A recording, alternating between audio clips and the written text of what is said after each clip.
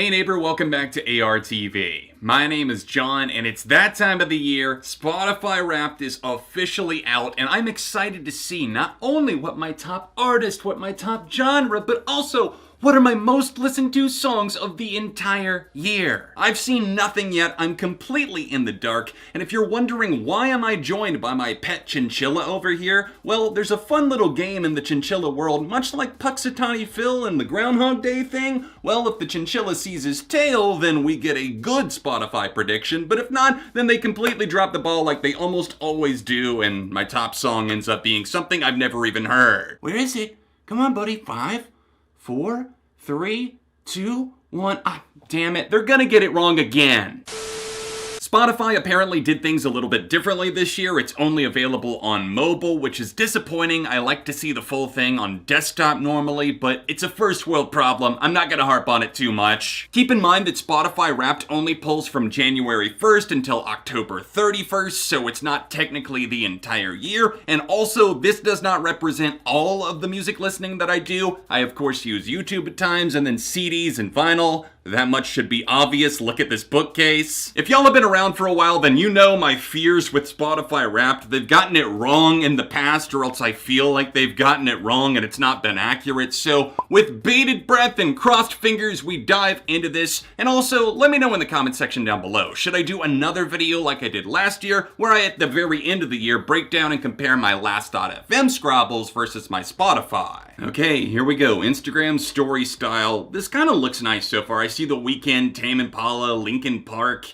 and it's 2020 Wrapped, the introductory screen. Yay! 266. Let's start me off with a win. Is that how many artists? That seems low. You discovered 266 new artists this year. Even in 2020, you still found ways to grow. Now that's really cool to see, actually. I did try to branch out, try out some new things this year, some artists that I wasn't previously familiar with. So to see that paying off, even if I wasn't able to talk about everything in a video, that's fucking awesome. Genre Lust, who says you have to go outside to explore? Well, not me in a pandemic. You listened to 343 genres this year, including 121 new ones. Holy shit! I did not know that I went that far off the deep end. Your top genres were, drumroll please, it's gonna be modern rock, who would have guessed? Pop punk, pop, alternative metal, and indie rock. Alt metal is cool to see up higher, and it's unfortunate that it classifies bands like Jimmy Eat World as pop punk, because since I did a discography ranking on them this year, they fall into that category. I learned that outside of the Spotify Wrapped, so that is a big influence on that one. I'm not surprised to see modern rock at the top spot, but it's nice to see indie and pop, which had a great year. Fantastic year for pop. Those are all charting in the top 5. Next slide, we're moving on to one song that helped me get through it all. It's Figure 8 by Trophy Eyes.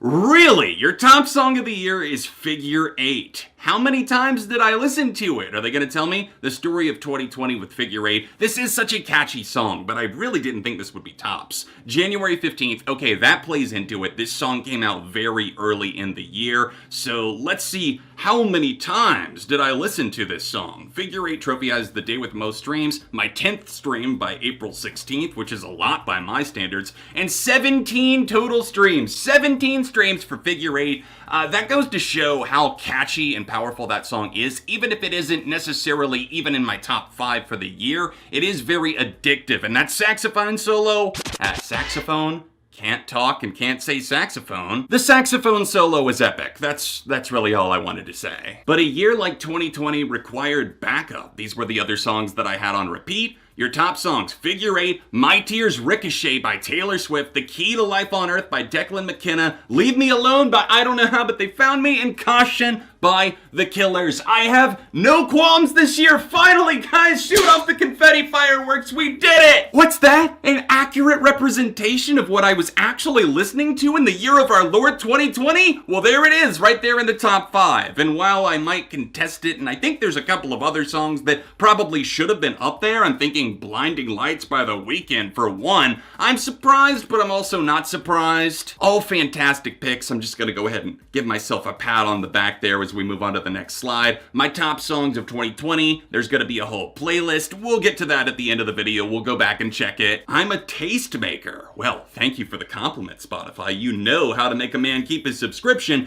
88 of my playlists gained 1,233 new followers. I like that. 1, 2, 3, 3, 3 repeating. What is this, math class and pi? 1,233 new followers. Please influence responsibly. Well, I will take a little humble bow there, Spotify. Thank you for noticing. Influencer, what a weird word. Am I a music influencer? Perhaps, but I still am just not a fan of the way that it rolls off the tongue. Throw it back, since time wasn't real this year. No, it was not. Compared to other listeners, which decade did I play the most? So the 70s, the 90s, the 80s, or the 2000s. Knowing me and knowing myself and going back in time to the 2000s all the time because that's the decade that I grew up in and I have so many favorites for them, I'm just gonna go out on a limb and guess the 2000s and winner. I got it. Thank you. These guys are really lifting my spirits. They know how to make me be like, yeah, you did it.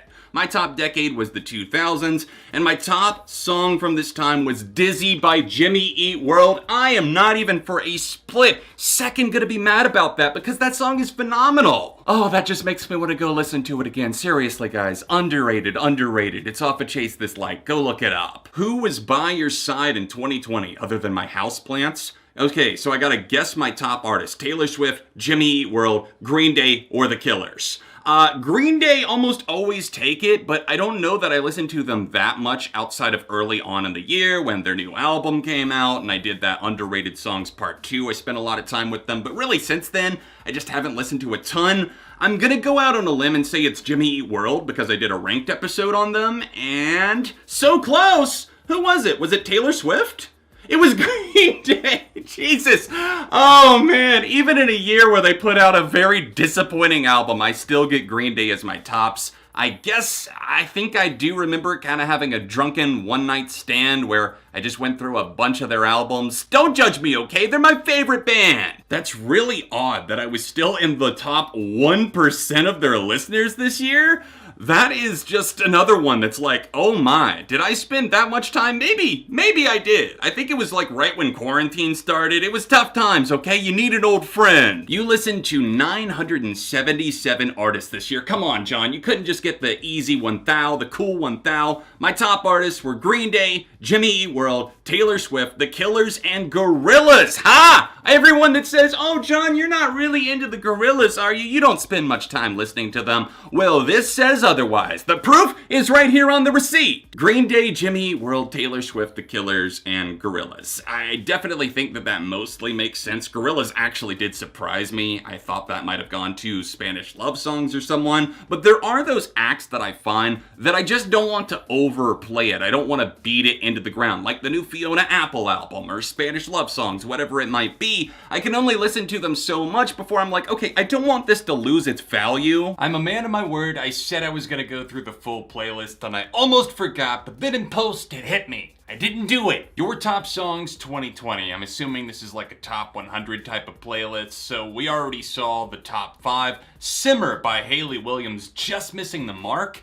It's nice to see Miss California by Beach Bunny. Of course, Father of All by Green Day, apparently my most played track from them. Somehow. Circle the Drain, After Hours, What's in the Eye, In Your Eyes. There's some great tracks in here. I'm seeing a lot of Taylor. It was nice to see Grade A's, Dua Lipa, and Hot Mulligan popping up as well. There's a lot of Weeknd in here. If you're too shy, let me know. Some Polyphia, a little bit of a throwback. Teardrops by Bring Me the Horizon. I think all of these right now must be right around like 13 to 14 plays because I actually specifically checked that song on my last.fm. Honestly, I really don't see anything all that surprising. I think all of these are probably around like 10 plays. I don't listen to like specific songs just like over and over and over again on repeat. And again, do remember, a lot of these I have on vinyl, I have on CD, and I listen to them there as well. I have to admit, I was kind of white-knuckling there for a bit. I was very scared to see what was actually going to come up on Wrapped, but it looks more accurate this year in 2020, which I feel like they're throwing me a bone. This year was just curb stomping at every single turn, but this,